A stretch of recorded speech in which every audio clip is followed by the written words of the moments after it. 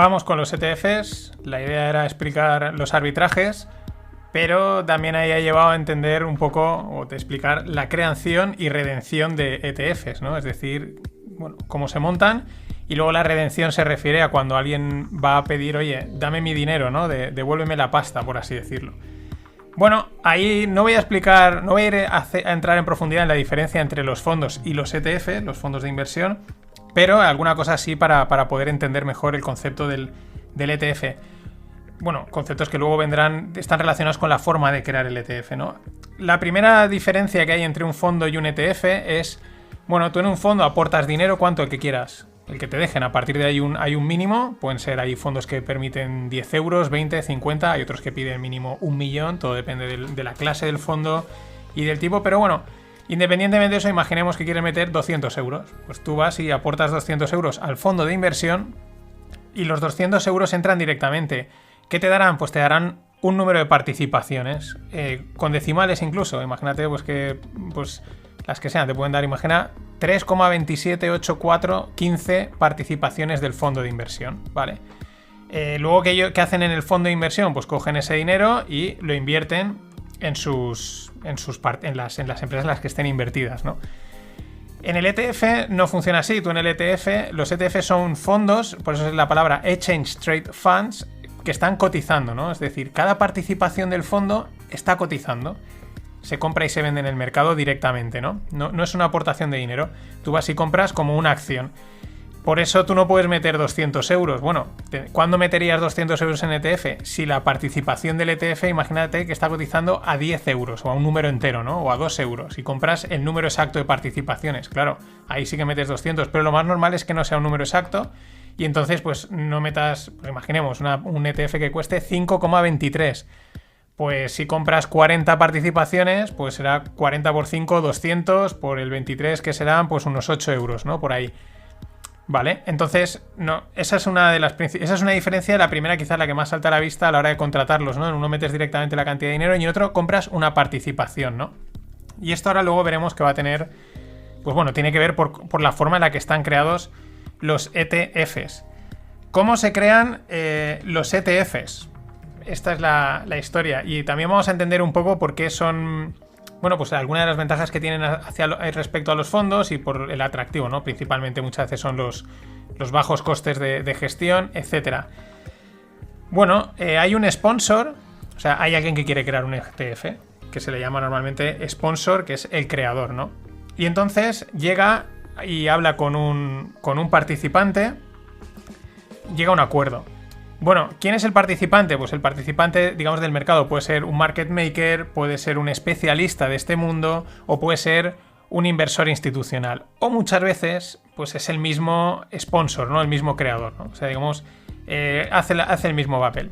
Pero bueno, hay uno que dice, yo quiero montar un ETF y habla con alguien, puede ser y aquí ya entra en el tema de las entidades legales, y dice, bueno, quiero crear un ETF de estas características, ¿no? Con este tipo de acciones, con este tipo de filosofía o de lo que sea, ¿no? Entonces, ¿qué hacen? Crean un trust, es decir, un fideicomiso. Es una cuenta, pues bueno, esto es ya también una parte legal en la que, bueno, pues se ponen ahí las acciones y, bueno, pues tiene unos requisitos, etcétera. Pero bueno, digamos que es una cuenta fideicomiso, también llamada trust, en la que meten acciones que van a ser, digamos, pues de las que estarán invertidas los ETFs. Imaginemos el ETF, vamos a coger que son Tesla, vamos a coger los de la famosa Cathie Wood, Tesla, Teladoc, Roku y Square, ¿no? Esas 4 acciones, ¿vale? Pues compran acciones y las meten en ese trust. O las compran o a veces las piden prestadas. Se van a un fondo de pensiones que son normalmente inversores de largo plazo, que tienen las acciones para tener muchos años, es decir, las tienen ahí paradas y dicen, oye, préstamelas, ¿no? Evidentemente van a pagar un tipo de interés y las meten ahí, ¿no?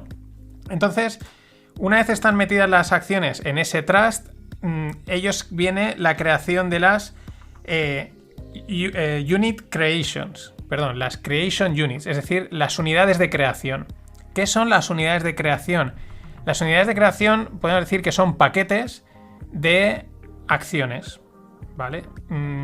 Es decir, imaginemos, hemos dicho Tesla, Teladoc, Roku y Square, ¿no? Imaginemos un ETF de solo 4 acciones. Algo muy, muy curioso, ¿no? Pero imaginemos pues un 25% en cada una de esas acciones, ¿no? pues bueno, cogerían y se compran tropecientas mil de Tesla, tropecientas mil de Roku, tropecientas mil de Teladoc y tropecientas mil de Square, y se meten en ese trust. Y de esas tropecientas mil se hacen paquetes que tengan la misma proporción de las 4, ¿no? Es decir, como un trozo del ETF. Y esas son las Creation Units. Esas Creation Units suelen tener, bueno, pueden tener entre 10 y 600.000 acciones. Normalmente que tienen 50.000. Es como la medida estándar, es que tenga 50.000 shares, 50.000 acciones, la Creation Unit. Entonces, pues claro, depende de la cantidad de acciones que tengan, pues crean, y depende de ese diviso, de esas, si son 50.000, por ejemplo, pues crean X Creation Units. Imaginemos que hacen 100 Creation Units, vale. Podríamos decir prácticamente que ya está prácticamente, dejando a un lado la parte técnica, está ya creado el ETF. Porque esas Creation Units son las que luego reparten, venden pues se las dan a los brokers, a los dealers, a quien, ¿no? Para que las pongan a cotizar, ¿no? Y entonces, esa Creation Unit está también dividida en unas microparticipaciones, que son las que tú ves, ¿no? Cuando tú vas a comprar un fondo, antes decía uno que cueste un ETF que cueste, por ejemplo, 5,20, ¿no? Pues esa es una participación de una Creation Unit. O 25, pues una participación de esa Creation Unit, ¿no?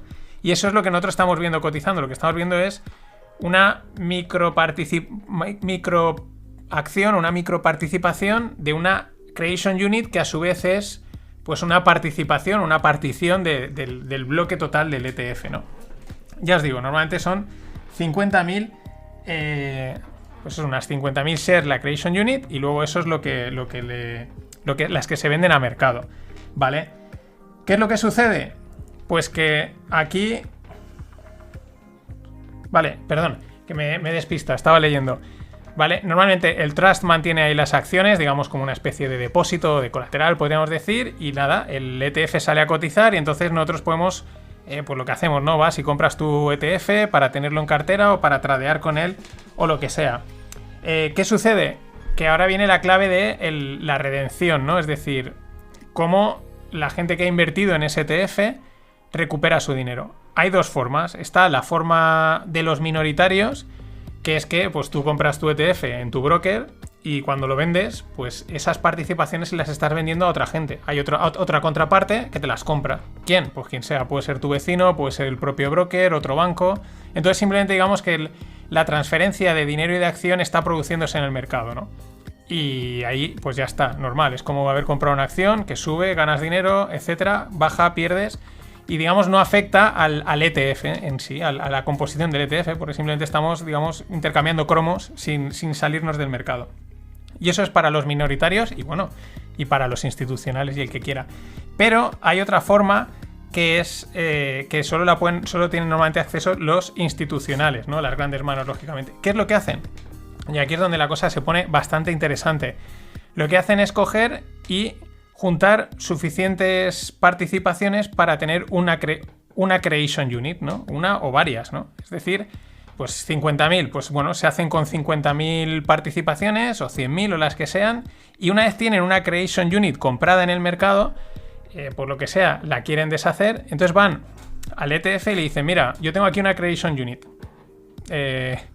dame, o sea, hago la redención, la redemption. Entonces, ¿qué hace el ETF, no? El sponsor que ha creado el ETF. El ETF le da las acciones y el que las recibe pues las vende a mercado y ya saca la pasta. Y dices, ¿y por qué hacen esta historia? Pues esto es muy interesante. Claro, aquí es donde entra siempre el juego fiscal. Bueno, lo primero, este juego que hacen también es muy interesante porque al hacerlo, digamos, fuera del mercado, lo que sería casi una operación OTC, over the counter, no afecta directamente, digamos, al ETF, no afecta a la cotización y no perjudica a esos minoritarios, ¿no? Porque ese tipo de movimientos pues podrían hacer ahí cosas chungas, ¿no? Como lo hacen fuera y luego lo que van a hacer es directamente vender las acciones en el mercado, pues a priori no tiene mucho, o sea, no debería tener un impacto así grave en los pequeños, ¿no? En los minoritarios. Pero bueno, volvemos para atrás. Un inversor institucional ha comprado suficientes acciones del ETF, llega un momento en que las quiere vender, pero no quiere venderlas directamente al mercado y coger el dinero. ¿Por qué? Pues porque a lo mejor le toca pues la tasación o lo que sea. Y directamente dice, no, mira, tiene suficientes para constituir X creation units, va al fondo, al ETF y le dice, oye, redemption, dame, quiero liquidar esto. El ETF le da pues el equivalente en acciones, directamente, acciones de empresas, ¿no? Hemos dicho 4, Teladoc, Roku, Tesla y Square. Le da esas acciones y las vende a mercado y ya tiene su pasta. Y aquí, ¿qué ha hecho el ETF? El ETF ha hecho lo siguiente. El ETF inicialmente compró unas acciones y ha ido comprando, ¿no? Según ha ido haciendo creation units, pues ha ido comprando acciones. ¿Qué hace? ¿Que quieres que te dé acciones? Le da las que compró más baratas. ¿Por qué? Y aquí es donde empieza lo divertido. Porque al intercambiar acciones por acciones, y esto es, me imagino que es fiscalidad americana, no hay impuestos. Entonces, ¿qué están haciendo? Que les están dando las acciones más baratas que compraron. Claro, tú compraste una acción a 10 euros y ahora vale 200, pues si la vendes tienes 10. Bueno, he dicho 10, 200, vale, esto es una pasta. Pero una que compraste a 10 y vale 20 ahora, pues son 10 euros de plusvalía que tienes que declarar. Vale, entonces si te deshaces de esas 10, pues las cambias por creation units y ahí no hay tasación, ahí no hay impuesto. ¿Qué le está pasando al ETF? El ETF, el coste de sus acciones cada vez es más alto. Pero claro, en caso de que tenga que venderlas, pues el beneficio es menor y por lo tanto los impuestos serán menores. Al redemptor, a ese fondo que quiere la redención, es algo parecido. Él dice, a él me da igual que me des las más baratas o las más caras, porque yo te estoy cambiando unidades de creación por unidades de creación. Y luego simplemente lo que voy a declarar es el beneficio directamente del ETF. Esto es distinto, por ejemplo, en los fondos, ¿no? Pues esto es una cosa que, por ejemplo, es una ventaja que tienen los ETFs desde este punto interno respecto a los fondos de inversión. ¿Qué sucede en los fondos de inversión? Que cuando un redemptor, alguien que quiere retirar su dinero, dice, oye, dame mi dinero, el fondo muchas veces está obligado a reestructurar su cartera. Entonces tiene que vender posiciones y entonces en el momento vende posiciones, ahí hay tasación, ¿no? Es decir, puede haber habido puede estar vendiendo plusvalía, minusvalía y tiene una tasación. Sin embargo, esto en el ETF, gracias a ese jueguecito de que acción por acción está libre de impuestos, no lo he investigado, también lo digo, pero esto seguro que es Estados Unidos, pues tienen esa gran ventaja. Entonces, esta es la forma de crear un ETF. Entonces, claro, que quieren crear más creation units, pues pidan más acciones, crean las creation units y luego ya los acuerdos que lleguen con los diferentes brokers, dealers o como los queramos llamar para repartir esas cotizaciones. Así que podríamos decir que por esta constitución los grandes movimientos que pueda haber detrás de grandes fondos en principio no tienen por qué afectar a las cotizaciones del ETF porque, digamos, se hacen fuera de mercado, ¿vale? ¿Vale? Siempre pueden haber problemas. Tampoco seamos... Entonces aquí es donde entra también la gracia de los arbitrajes. ¿Qué sucede? ¿Cuál es el arbitraje que se hace y son operaciones que se hacen? Bueno, lo primero, ¿qué es un arbitraje? Pues un arbitraje, lo he contado alguna vez, para la gente que anterior a la ESO, pues, más que anterior a la ESO, anterior al año 2000 o por ahí, pues duros a 4 pesetas que se decía, hoy serían euros a 90 céntimos.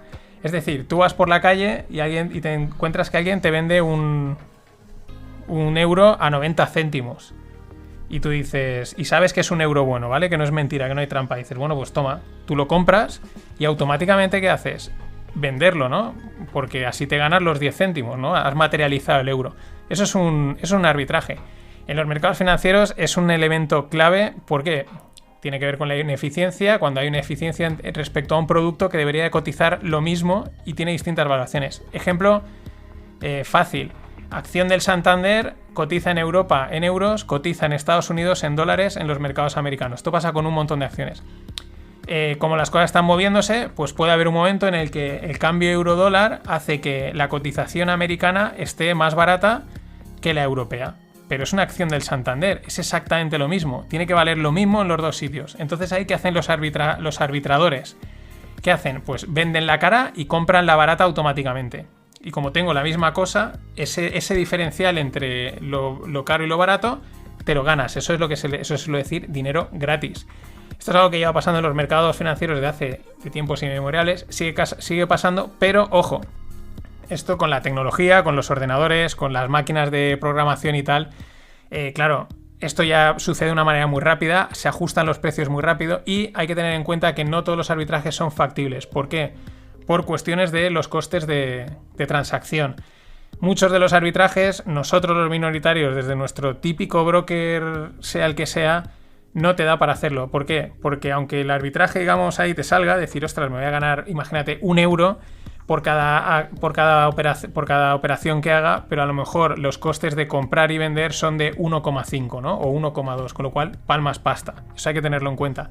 Pero hay veces que sí que hay oportunidades así, por ejemplo en el mundo cripto hay bastantes, y hay veces, y en el mundo ya profesional, institucional, que sus costes de transacción son mucho más bajos, ¿no? De comprar y vender, de las comisiones y tal, son mucho más bajitos, y tienen la tecnología, pues los arbitrajes siguen habiendo, aunque son más pequeños, pero digamos en mayor volumen, ¿no? Entonces, ¿cuál es el arbitraje que se hace con los ETFs? Pues hay 2 tipos de arbitraje principalmente. Uno, que es el que hacen sobre todo las grandes manos, por lo que he dicho, por el tema de los costes, y otro que es el pairs trading. Bueno, el primero, ¿cuál es el de las grandes manos? Pues que, bueno, tengo que explicaros otra cosa más. El net asset value. ¿Qué es el net asset value? Pues el valor neto de los activos de un fondo. Entonces los fondos, cada cierto tiempo, tienen que publicar cuál es su net asset value, es decir, tienen una cartera de acciones y dice, oye, estas acciones valen tanto, pues por lo tanto mi fondo vale tanto. Perfecto. ¿Qué sucede? Que normalmente los fondos, los ETFs, esto lo publican o lo actualizan cada 15 segundos. Pero claro, ahí fijaros lo rápido que es el mercado y en 15 segundos puede que el ETF esté más caro que las acciones que tiene, porque las acciones hayan caído y hasta dentro de los 15 segundos siguientes o del minuto o al día siguiente, porque puede pasar desde el cierre de mercado hasta el día siguiente, las acciones sigan cayendo y entonces el ETF está más caro o más barato. Y ahí es donde entramos con, dices, pues estoy comprando, esto tiene que valer esto, y está más caro, pues lo vendo y lo compro, o lo compro y lo vendo, ¿no? Ese es un arbitraje que sobre todo lo hacen las grandes manos y también les ayuda a los, pues muchas veces también lo que he leído es que los propios creadores de los fondos ETF son los que ellos mismos hacen el arbitraje, ¿no? Porque es también una manera de ajustar el propio precio, ¿no? Ellos tienen unas acciones en su trust, ven que su ETF está cotizando aquí y dicen, pues me las compro y me las vendo y me gano ese dinero gratis. Aquí jugadas todas las que queramos y más, que es lo divertido. ¿Cuándo suele haber este tipo de arbitrajes? Cuando el ETF, la cotización que tú estás viendo, se desvía del net asset value. Pues cuando hay muchas veces mucha compra de las participaciones del ETF o cuando hay mucha venta o cuando hay momentos de liquidez. Lo hemos visto esta última semana, con el de ARKA han habido movidas, con algunos de los fondos cerrados que son muy parecidos, los close-end a los ETFs de Bitcoin ha habido también historias así. Pero ya digo, en principio, generalmente solo accesibles a profesionales por temas de costes, Y se hace eso, pues duros a 4 pesetas, euros a 90 céntimos, como lo queramos ver. Así tenemos ahí el arbitraje de ETFs y el net asset value. ¿Qué hacen otras veces? ¿Qué sí que se puede hacer? ¿Cuál es el otro tipo de arbitraje para los minoritarios, para cualquier gente? Pues de pares, es decir, 2 ETFs que puedan ser muy parecidos. Imaginemos un ETF del SP500, un ETF de... Bueno, que sean muy parecidos. Los de ARK de Cathie Wood, pues casi son todos muy parecidos unos a otros. Bromas, entender la coña. Pero, pues bueno, se juega entre ellos dos, ¿no? Entre esa diferencia de valor de dos cosas que deberían de valer lo mismo, y ahí sí que se hace bastante mayor juego. Por eso cada día los mercados pues mola o no, porque cada vez son más complejos, más complicados, las estrategias se van evolucionando, se van complicando mucho más, entran ya en cuestiones muy matemáticas, muy computacionales, y a veces, como le leía hace poco a un gestor de volatilidad, pues decía, es que las acciones son algo aburrido, ¿no? Porque solo te permite hacer una cosa. Bueno, repasando, cómo crear el ETF, coges las acciones, las pones en un trust, haces las creation units, que son como paquetes de acciones, de esos son los que vendes, y luego los dealers lo ponen en pequeñas acciones, que es la que la gente compra y vende. Y el redemption, pues o las compras y las vendes al mercado, o juntas tú una creation unit y vas al ETF y le dices, oye, dame las acciones. Te dan las acciones, las vendes a mercado y tienes la pasta. Y ahí hay un juego con la tasación, con los impuestos, que es favorable en principio a todo el mundo. Problemas que tienen a veces los ETFs es esto. Problemas de liquidez, de excesiva demanda o excesiva liquidez, que les obliga a, pues eso, o a crear más creation units o a deshacerlas, y ahí puede haber un poco de jaleo o variaciones en el propio precio de la cotización respecto al net asset value.